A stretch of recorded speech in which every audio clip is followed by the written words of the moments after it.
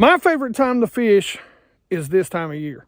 January, February, December, because not a lot of people are out on the water and the fish group up. And I'm going to show you 5 of my favorite ways to catch them. That's right, geeks. We're going to talk about the top 5 for January. Now listen, this is a top 5 that I like. They're my favorite ways to catch them. It may not be the best way to catch them, but it definitely won't be the worst thing you can do with your life. I'll tell you that. Fishing is freaking awesome.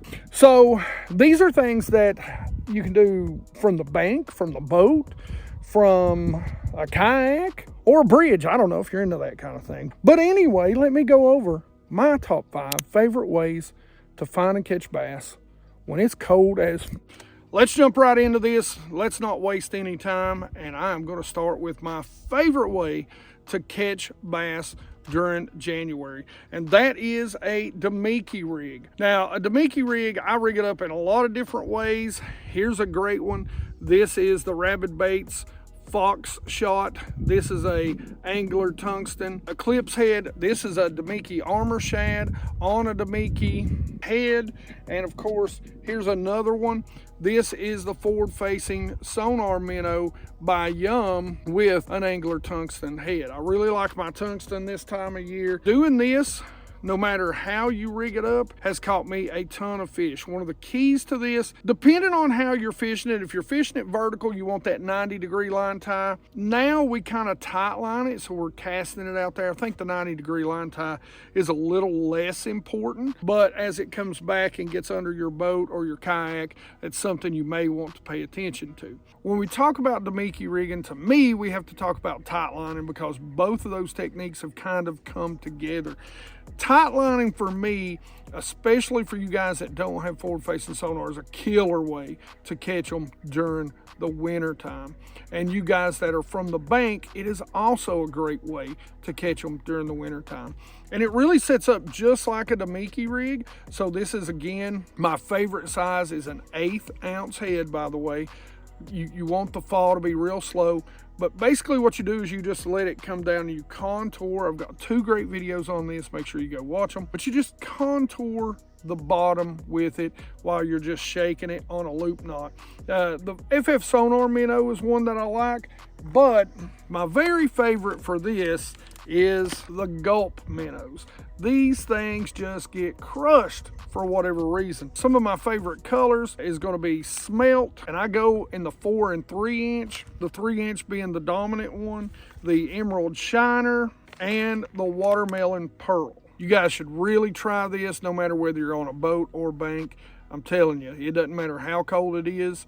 This is a dominating way to catch bass. Next up is a swim bait. Guys, a finesse swim bait can be rigged so many different ways to be able to cover almost any water condition. We've got a video that talks about just that, my favorite winter swim bait rigs. So a winter swim bait, one of my favorites, and this is one of my favorite ways to rig it. This is just a Kitech swing fat impact on an eclipse head by Angler Tungsten.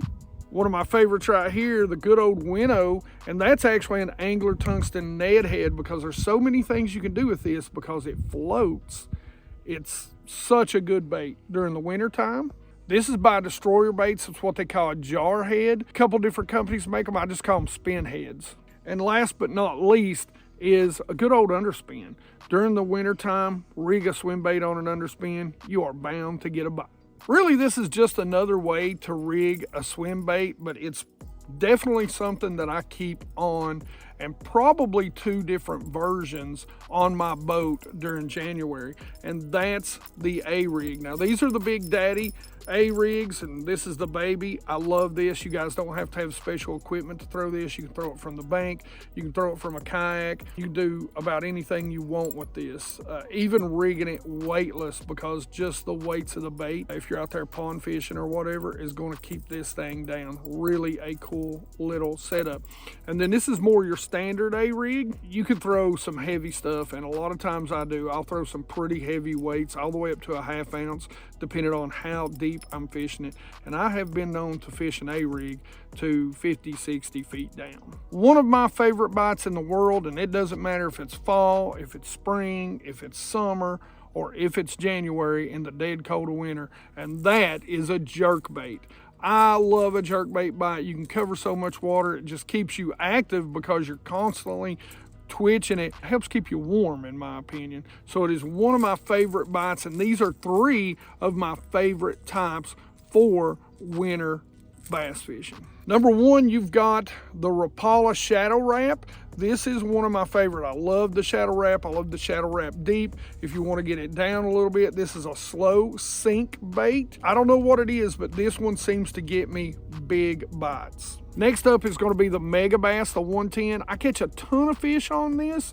I'll catch a lot of numbers and size. One of the best jerk baits to really come out in years. This is the Junior, the +1 in matte shad, one of my favorite colors for clear water, sunny days right here. And geeks, other than the Husky jerk, this is where it all started for me. This was the first jerk bait that really started putting them in the boat for me, and this is the Smithwick Suspending Rogue. Now, a lot of you geeks asked me where this was on the December top 5 list, but for me, it really breaks out and starts to shine during January and February, and that is a jig. Now, there's a couple of things about a jig that I like. Number 1, I like a bigger, heavier jig, and I don't trim the skirts. I'll go with something like a Zoom Big Salty Chunk trailer on here.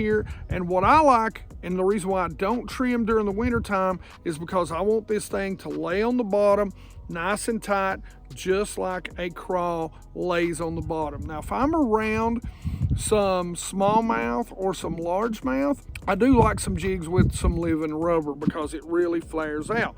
But for the most part, when I'm around bass during the winter time and it's coldest time of year, I don't want any movement. I want this laying there just like that, looking like a cold crawl. I do love a finesse jig, the heavy finesse jig. Now, for you bank anglers, you need to find a jig that is a 1/4 ounce, okay? 90% of the time, a 1/4 ounce is going to be what you want to throw from the bank.